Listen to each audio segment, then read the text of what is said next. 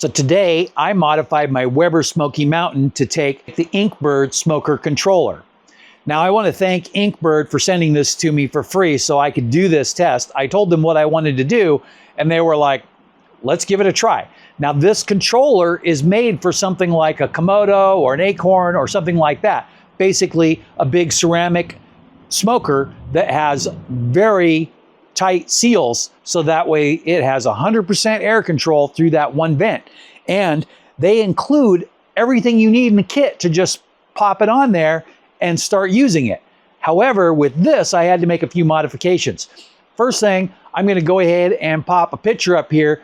I had to drill 2 holes in this plate, and then I had to drill 3 holes in my smoker, and I'll pop another screenshot picture up here for that. Basically, I just took and lined those holes up to match the holes that were in the fitting, so that way I could plug the Inkbird smoke controller in. Now I ran the test. Here is going to be a screenshot from my phone right here. Go ahead and take that. And you can see the current temperature is 226 degrees with a target of 225.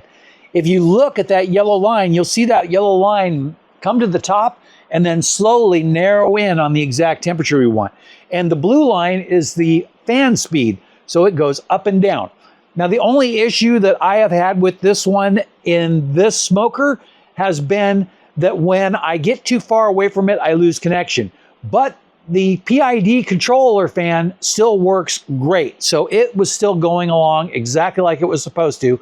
So no issues with it running, even though I lost my connection here, which just means that I lose a little bit of data on the chart. No big deal.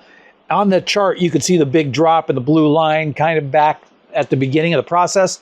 And that was where that happened. Now, so far, so good. This modification worked out great. And now I'm going to go ahead and do some test cooks on it. So check those out in the future.